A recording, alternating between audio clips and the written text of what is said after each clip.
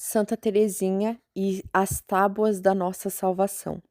Ela relata aqui: recorro então à oração, lanço um olhar interior para a Virgem Maria e Jesus triunfa sempre. Toda a minha força consiste na oração e no sacrifício. São minhas armas invencíveis e, por experiência, sei que elas podem tocar os corações muito mais do que as palavras. Como é grande, pois, o poder da oração! Dir-se-ia uma rainha que tem sempre livre acesso junto ao rei e que obtém tudo o que ela pede. No livro, ela também comenta uma certa atração, magnetismo. Vocês vão ver os termos que ela usa especificamente ali. Entre almas que buscam a Deus juntas. É uma reflexão que talvez uma pessoa que muito se abandona em Deus, ela percebe coisas muito boas vindo na vida delas, porque nosso Deus é um Pai muito bom, muito aberto a nós. E ela nos traz a palavra do Pai São João da Cruz. Todos os bens me foram dados, quando deixei de procurá-los por amor próprio. E como uma alma muito pequena, só pode oferecer a Deus coisas muito pequenas. E aqui a gente vai entrar nesses pequenos sacrifícios que acabam transmitindo tanta paz no coração que é assustador como Deus é benevolente. Santa Teresinha diz: como o Senhor me torna feliz! Como é fácil e doce servi-lo nesta terra! Sim, repito, ele sempre me deu o que desejei, ou melhor, fez-me desejar o que queria me dar. Ou seja, Deus sempre prepara, nos prepara para a graça que quer nos dar.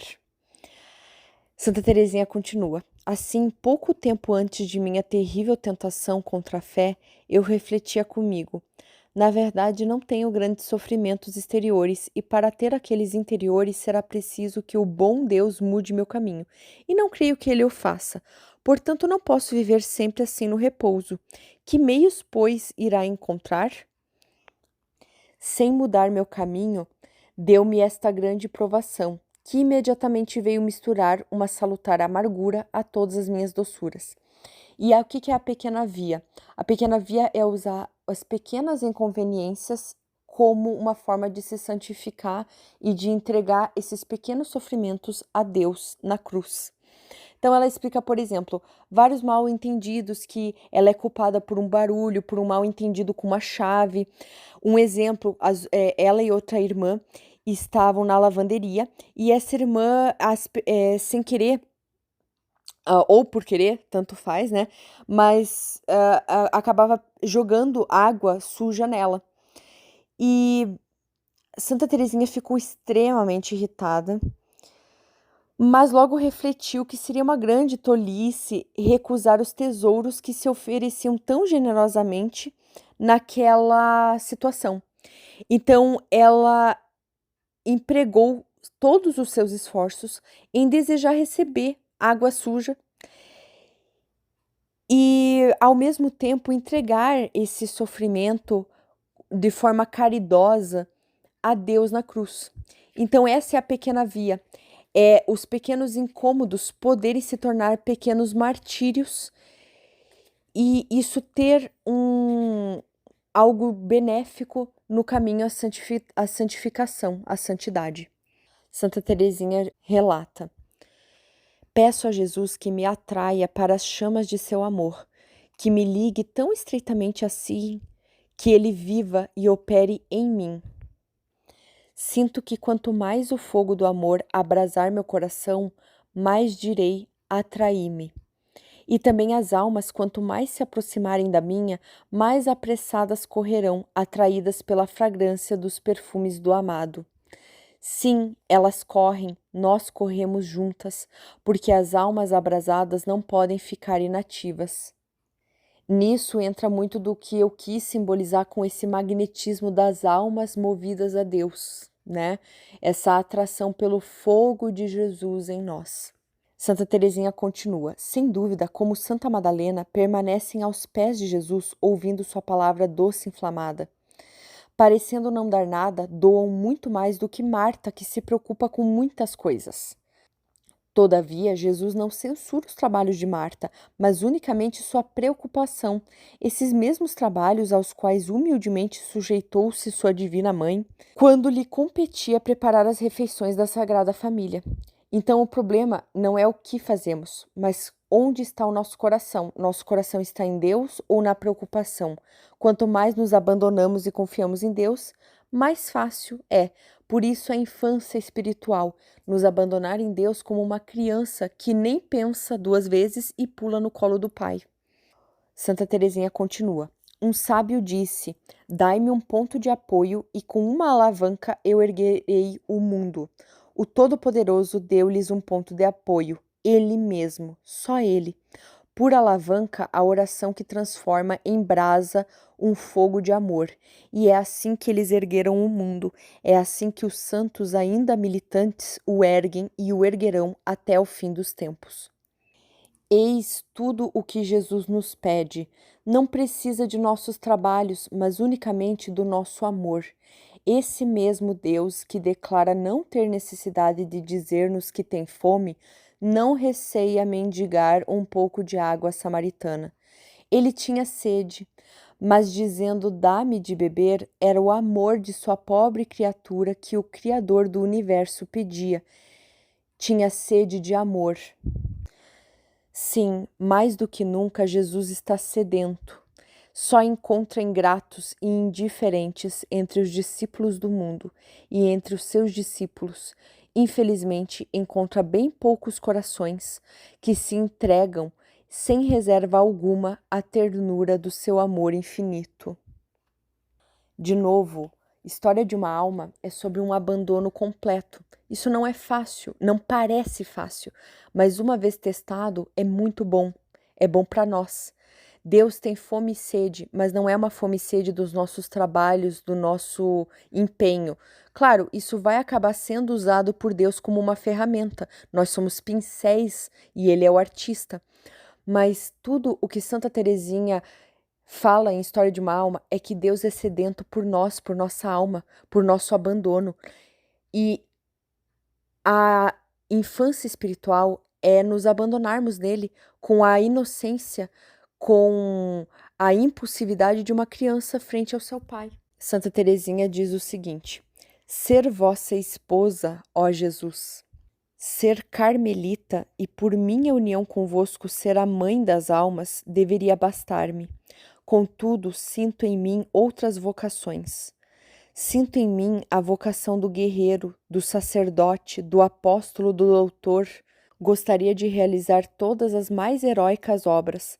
Sinto em mim a coragem de um cruzado. Gostaria de morrer no campo de batalha em defesa da Igreja. A vocação do sacerdote, com que amor, ó Jesus, haveria de carregar-vos em minhas mãos, quando minha voz vos fizesse descer do céu? Com que amor haveria de dar-vos as almas? Mas ai, desejando muito ser sacerdote, admiro e invejo a humildade de São Francisco de Assis e sinto em mim a vocação de imitá-lo, recusando a sublime dignidade do sacerdócio. Como, pois, aliar esses contrastes?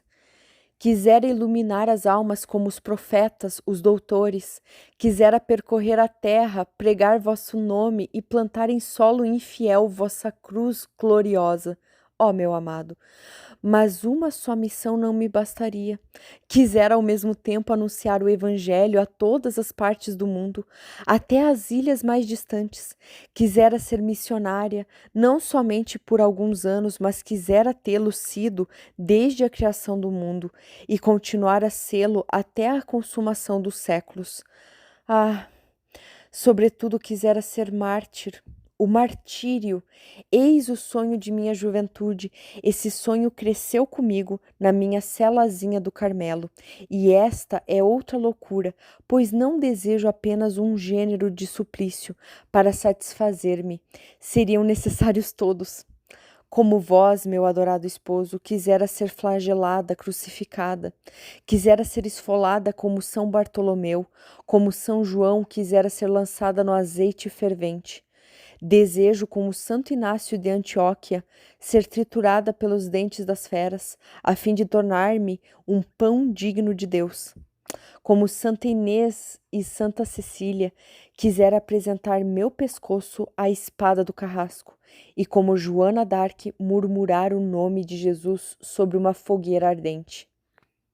Se meu pensamento chega aos tormentos inauditos que serão a partilha dos cristãos no tempo do Anticristo, sinto meu coração estremecer.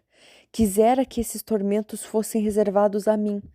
Abri, meu Jesus, o vosso livro da vida, onde são narradas as ações de todos os santos. Tais ações quisera tê-las realizado por vós.